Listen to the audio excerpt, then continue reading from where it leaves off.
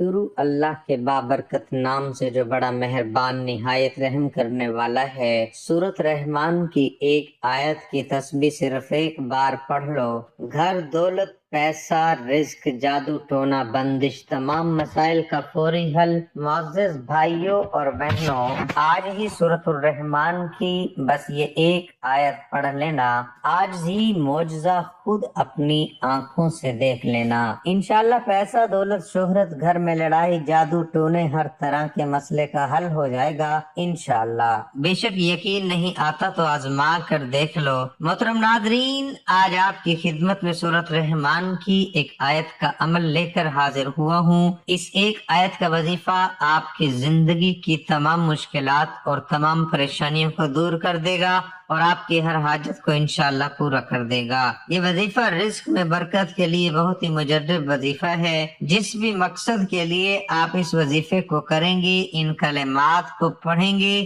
آپ کا مقصد اللہ کے فضل و کرم سے پورا ہو جائے گا۔ محترم ناظرین، آج ہی سورۃ رحمان کی آیت پڑھ لینا اور آج ہی معجزہ اپنی آنکھوں سے دیکھ لینا۔ اچانک سے آپ کی تمام مشکلات، آپ کی تمام حاجتوں کو پورا کر دیا جائے گا۔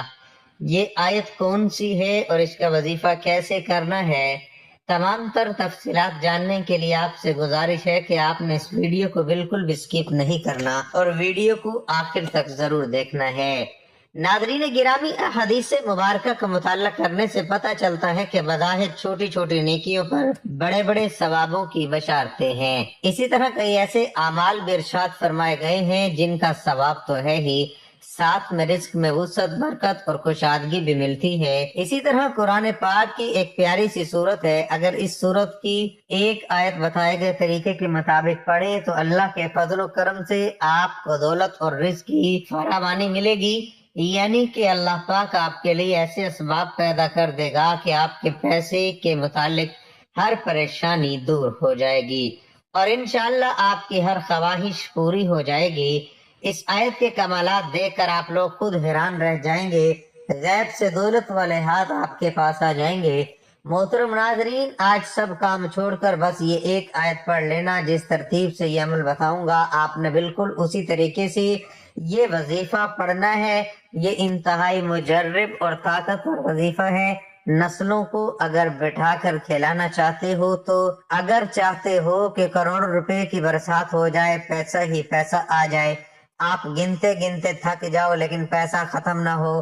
پیسہ انسان کی ضرورت ہے، پیسہ نہ ہو تو زندگی میں سکون نہیں ہوتا اور بندہ ہر وقت پریشانیوں میں گھرا رہتا ہے کہ اخراجات کیسے اور کہاں سے پورے کرے۔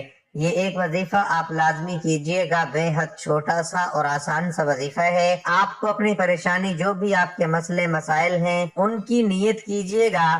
ناظرین اکرام، اللہ پاک جب کرم کرتا ہے تو انسان کی عقل دنگ رہ جاتی ہے اور معجزہ کرنے والی ذات صرف اللہ کی ہے۔ بس ہمیں ہر نعمت پر اللہ کا شکر ادا کرنا چاہیے۔ وظیفہ اللہ پاک کے بابرکت ناموں اور قرآن پاک کی ایک پیاری سی سورت کی آیت کا ہے۔ اس وظیفے کو کرنے سے آپ کی ہر پریشانی حل ہو جائے گی اور انشاءاللہ ہر مشکل ختم ہو جائے گی۔ محترم ناظرین، جب تک آزمائیں گے نہیں فائدہ نہیں ہوگا۔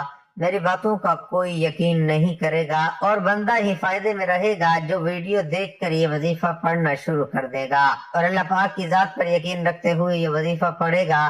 اسے مایوسی نہیں ہوگی، اس کی جیب خالی نہیں رہے گی، اس کے کاروبار میں برکتیں ختم نہیں ہوں گی۔ میرے بھائیوں، میری بہنوں، اس وظیفے کو کسی بھی دن کسی بھی وقت پڑھ سکتے ہیں۔ اب آپ لوگ پوچھیں گے کہ اس وظیفے کو کتنے دن پڑھنا ہے، تو محترم ناظرین یہ وظیفہ صرف اور صرف ایک دن کا ہے۔ ایک دن آپ اس وظیفے کو کیجئے، اگر آپ چاہیں تو 2-3 دن بھی عمل کر سکتے ہیں، لیکن ایک دن کے عمل سے ہی آپ کو انشاءاللہ فائدہ ہو جائے گا۔ ایک دن کا وظیفہ پڑھنے سے ہی آپ کے مسائل حل ہونا شروع ہو جائیں گے۔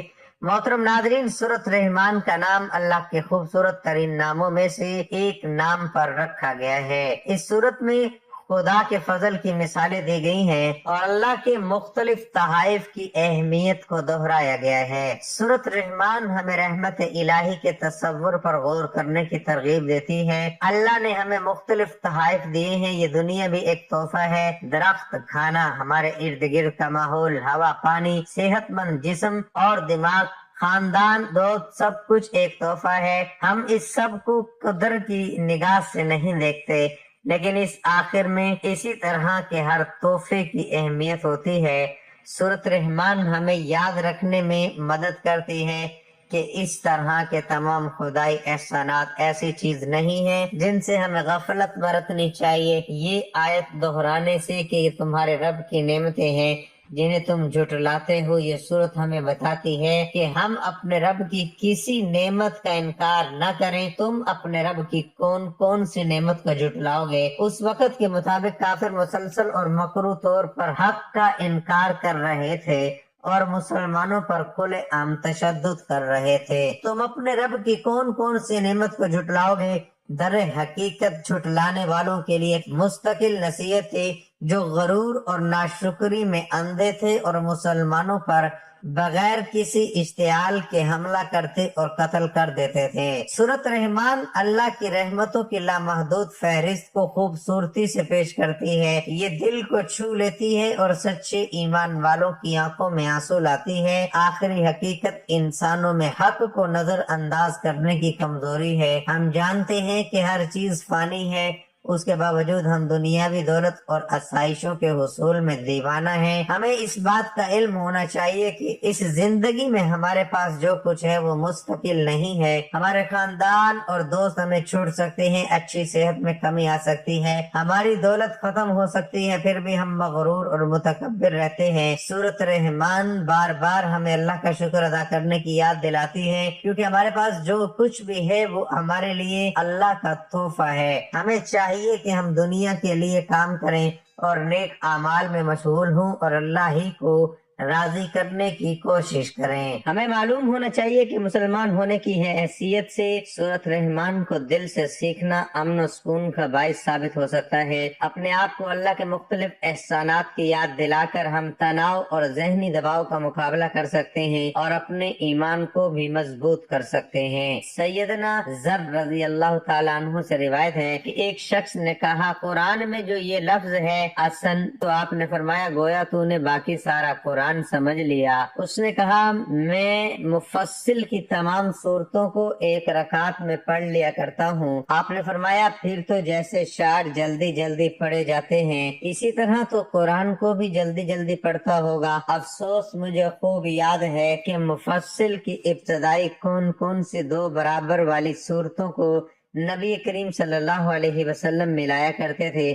ابن مسعود رضی اللہ تعالیٰ عنہ کی قرات میں مفصل کی سب سے پہلی صورت ہی یہی سورۃ الرحمن ہے۔ سیدنا جابر رضی اللہ عنہ فرماتے ہیں کہ نبی کریم صلی اللہ علیہ وسلم اپنے اصحاب کے مجمع میں ایک روز تشریف لائے اور سورۃ الرحمن کی اول سے آخر تک تلاوت فرمائی۔ صحابہ کرام رضی اللہ عنہم چپ چاپ سنتے رہے۔ آپ صلی اللہ علیہ وسلم نے فرمایا، تم سے تو جنات ہی جواب دینے میں اچھے رہے۔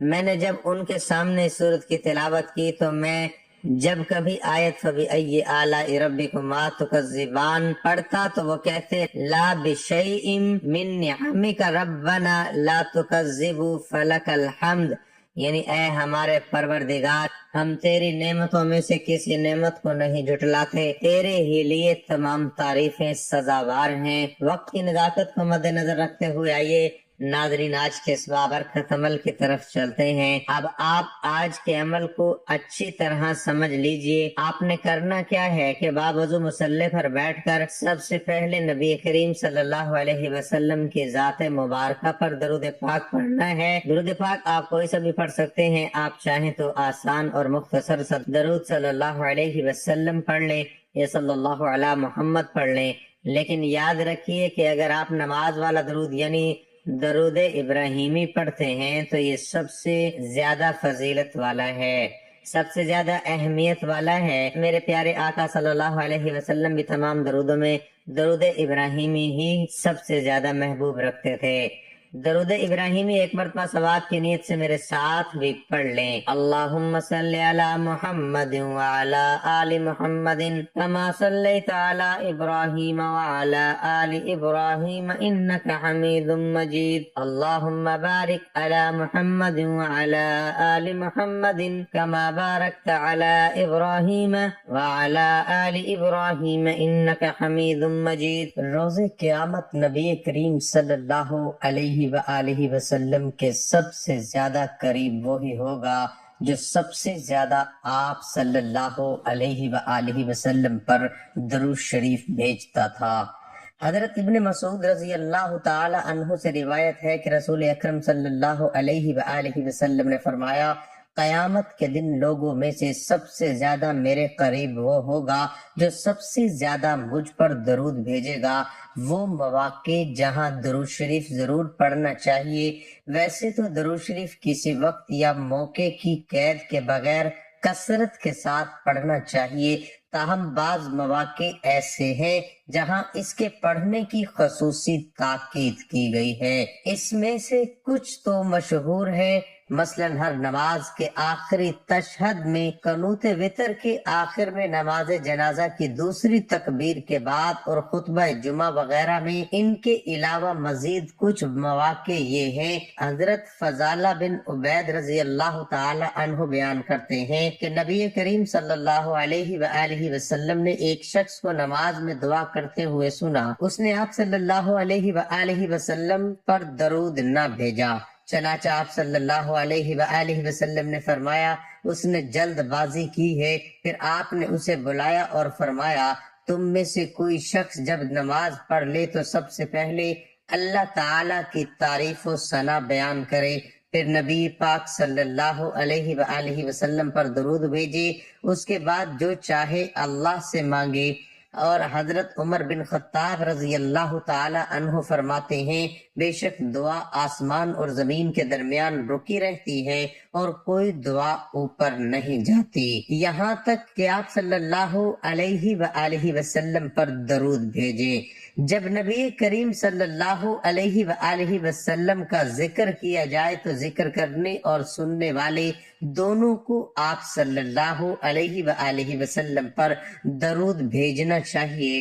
نبی کریم صلی اللہ علیہ وآلہ وسلم کا ارشاد ہے، اس آدمی کی ناک خاک میں ملے جس کے پاس میرا ذکر کیا گیا اور اس نے مجھ پر درود نہ بھیجا۔ نیز ارشاد فرمایا، بخیل ہے وہ جس کے پاس میرا ذکر کیا جائے اور وہ مجھ پر درود نہ بھیجے۔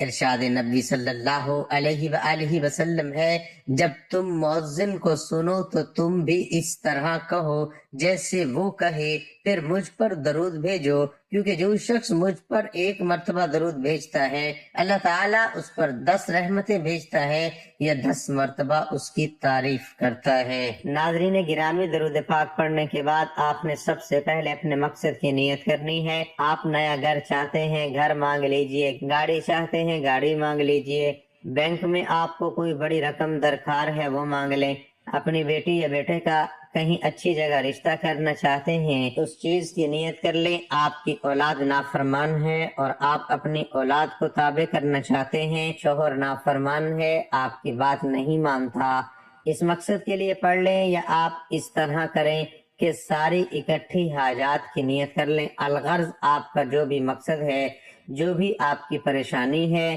اس کی نیت کیجئے، اور اس کے بعد آپ نے ایک بار تعوذ، ایک بار تسمیہ پڑھنا ہے، یعنی ایک بار اعوذ باللہ من الشیطان الرجیم اور بسم اللہ الرحمن الرحیم پڑھ کر وظیفے کا آغاز کرنا ہے۔ اور سب سے پہلے نمبر پر آپ نے جو وظیفہ پڑھنا ہے ناظرین گرامی، وہ وظیفہ حسبنا اللہ ونعم الوکیل کا پڑھنا ہے۔ یہ وظیفہ آپ نے کیسے اور کتنی تعداد میں پڑھنا ہے توجہ کیجئے گا۔ آپ حسبنا اللہ ونعم الوکیل پڑھیں گے تو یہ ایک بار شمار ہوگا۔ اسی طرح سے حسبنا اللہ ونعم الوکیل دائیں ہاتھ کی انگلیوں پر یا تسبیح کے دانوں پر صرف 11 بار پڑھیں گے۔ جب 11 بار آپ حسبنا اللہ ونعم الوکیل پڑھ لیں تو اس کے بعد آپ نے دوسرے نمبر پر جو وظیفہ پڑھنا ہے ناظرین گرامی، وہ وظیفہ ہے یا رزاقو۔ یہ وظیفہ بھی آپ نے دائیں ہاتھ کی انگلیوں پر یا تسبیح کے دانوں پر صرف 11 بار پڑھنا ہے۔ جب 11 بار آپ یا رزاقو کا وظیفہ پڑھ لیں تو آپ نے تیسرے نمبر پر کون سا وظیفہ پڑھنا ہے، یہ سب سے خاص بات بتانے لگا ہوں، اسے دھیان سے سمجھ لیجئے گا۔ ناظرین، اب آپ نے تیسرے نمبر پر سورۃ کوثر پڑھنی ہے۔ بسم اللہ الرحمن الرحیم، انا اعطیناک الکوثر۔ فصل لربک وانحر ان شانئک هو الابتر۔ سورۃ کوثر قرآن پاک کی سب سے چھوٹی سورت ہے اور اس سورت کو دولت والی سورت بھی کہا جاتا ہے۔ ناظرین گرامی، اس کے بہت زیادہ فوائد ہیں۔ سورۃ کوثر کو آپ نے تیسرے نمبر پر صرف 3 بار پڑھنا ہے، اور اس کے بعد جو سب سے خاص وظیفہ ہے وہ آپ نے پڑھنا ہے، اور وہ وظیفہ سورۃ الرحمن کی آیت فَبِأَيِّ آلَاءِ رَبِّكُمَا تُكَذِّبَانِ کا ہے۔ اس آیت میں اللہ تعالیٰ ارشاد فرما رہے ہیں کہ تم اپنے پروردگار کی کون کون سی نعمتوں کو جھٹلاؤ گے۔ ناظرین، چوتھے نمبر پر آپ نے اس آیت مبارکہ کو کتنی بار پڑھنا ہے یہ سمجھ لیجئے گا۔ فَبِأَيِّ آلَاءِ رَبِّكُمَا تُكَذِّبَانِ، آپ یوں پڑھیں گے تو ایک بار شمار ہوگا۔ اسی طرح سے آپ اس آیت مبارکہ کو اپنے دائیں ہاتھوں کی انگلیوں پر یا تسبیح کے دانوں پر 100 مرتبہ پڑھیں گے، یعنی ایک مکمل تسبیح 100 دانوں کی آپ نے فَبِأَيِّ آلَاءِ رَبِّكُمَا تُكَذِّبَانِ کی پڑھنی ہے۔ جب آپ یہ سارے اعمال بتائے گئے طریقے کے مطابق پڑھ لیں تو اس کے بعد آپ نے وہی درود پاک ایک بار پڑھنا ہے جو عمل کے شروع میں پڑھا تھا۔ اب آپ کا عمل مکمل ہو گیا۔ عمل کی مکمل ترتیب سمجھ لیجئے کہ سب سے پہلے باوضو مصلی پر بیٹھ کر آپ نے ایک بار نبی کریم صلی اللہ علیہ وآلہ وسلم کی ذات مبارکہ پر درود پاک پڑھنا ہے۔ درود پاک پڑھنے کے بعد آپ نے اعوذ باللہ من الشیطان الرجیم بسم اللہ الرحمن الرحیم پڑھ کر سب سے پہلے نمبر پر حسبنا اللہ ونعم الوکیل 11 بار پڑھنا ہے۔ پھر دوسرے نمبر پر یا رزاق 11 بار پڑھنا ہے۔ پھر تیسرے نمبر پر سورۃ کوثر 3 بار پڑھنی ہے، اور پھر آخر میں چوتھے نمبر پر آپ نے قرآن پاک کی آیت مبارکہ فَبِأَيِّ آلَاءِ رَبِّكُمَا تُكَذِّبَانِ 100 بار پڑھنی ہے، اور پھر آخر میں وہی درود پاک پڑھ لیں جو آپ نے عمل کے شروع میں پڑھا تھا۔ یہ عمل کرنے کے بعد ناظرین اکرام آپ نے رو رو کر گڑ گڑا کر دعا مانگنی ہے، اور اپنی ساری مشکلات ساری حاجات اللہ کو بتانی ہے، اور ان تمام حاجات کو آپ نے اللہ سے پورا کروانا ہے، اور ساری امت مسلمہ کے لیے آپ نے دعا کرنی ہے۔ ناظرین، اس عمل کی برکت سے انشاءاللہ آپ کی تمام پریشانیاں دور ہو جائیں گی اور تمام حاجات پوری ہو جائیں گی۔ یہ وظیفہ آپ کو باوضو حالت میں کرنا ہے۔ انشاءاللہ العزیز وظیفہ آپ کی مشکلات کو جڑ سے ختم کر دے گا اور آپ کے رزق میں بے پناہ اضافہ کر دے گا۔ حضرت ابن عباس رضی اللہ تعالی عنہ نے نبی کریم صلی اللہ علیہ وآلہ وسلم سے ظاہری اور باطنی نعمتوں کے متعلق سوال کیا تو آپ صلی اللہ علیہ وسلم نے فرمایا کہ ظاہری نعمت اسلام ہے، اور باطنی نعمت یہ ہے کہ اللہ سبحانہ وتعالی نے تمام بد اعمالوں پر پردہ رکھا ہوا ہے۔ ظاہری نعمت صحت، تندرستی اور انسان کے احسن اخلاق ہیں، اور باطنی نعمت معرفت اور عقل ہے۔ ظاہری نعمت وہ ہے جو آنکھوں سے نظر آتی ہے، مثلا انسان کا مال، منصب، مرتبہ، اس کا حسن و جمال اور عبادت اور اطاعت کی توفیق، اور باطنی نعمت انسان کے دل و دماغ میں اللہ تعالیٰ کا علم، اس پر حسن و یقین، اور اللہ تعالیٰ کے بندوں سے مصائب اور آفات کو دور کرنا ہے۔ ناظرین گرامی، سورت میں فَبِأَيِّ آلَاءِ رَبِّكُمَا تُكَذِّبَانِ 31 بار ذکر فرمایا ہے، اور بار بار اس آیت کو ذکر کرنے کا فائدہ اس آیت کے معنی کو ذہنوں میں راسخ کرنا ہے اور اس کی اہمیت کو اجاگر کرنا ہے، کیونکہ جو چیز اہم ہوتی ہے اس کا ذکر بار بار کر کے اس کی تاکید کی جاتی ہے، اور جس چیز کے ذکر میں لذت ہو اس کا ذکر بھی بار بار کیا جاتا ہے، اور رب کی نعمتوں کے ذکر سے مسلمانوں کو لذت حاصل ہوتی ہے، اس لیے اس کا بار بار ذکر فرمایا۔ باقی رہا یہ سوال کہ یہ آیت 31 بار ہی کیوں ذکر فرمائی گئی، اس سے کم یا زیادہ بار کیوں نہیں ذکر فرمائی؟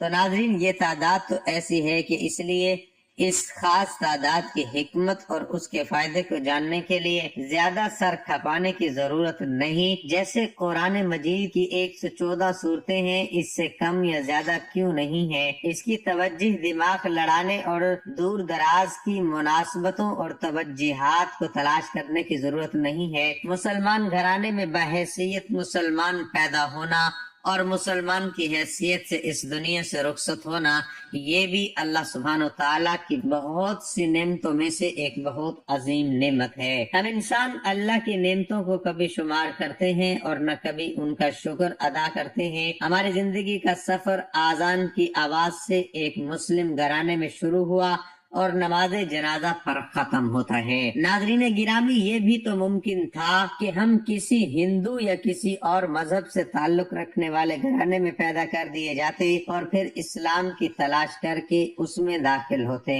مگر میرے رب نے ہمیں یہ اضافی نعمت دی ہے۔ اگر ہم اللہ تعالیٰ کی اس نعمت کے شکر میں مصروف ہو جائیں کہ اس نے ہمیں بحیثیت مسلمان پیدا کیا اور بحیثیت مسلمان ہی ہماری موت متوقع ہے، تو شاید عمر بیت جائے مگر شکر کا حق ادا نہ ہو پائے۔ زندگی کو اگر دل فریب اور آسان بنانا چاہتے ہیں تو لوگوں میں نقص نکالنے کی بجائے اپنے رب کی نعمتوں کو گننا اور ان کا شکر ادا کرنے کی عادت بنا لیجئے۔ یقین کیجئے کہ زندگی خوبصورت اور بابرکت ہو جائے گی۔ اللہ تعالی ہم سب کے تمام دکھ تکلیف کو اپنے فضل و کرم سے دور فرمائے، ہم سب کو 5 وقت کی نماز باجماعت ادا کرنے کی توفیق عطا فرمائے اور آخرت میں اور دنیا میں ہمیں کامیابی اور کامرانی نصیب فرمائے۔ اے اللہ ہماری پریشانیوں کو دور کر دے۔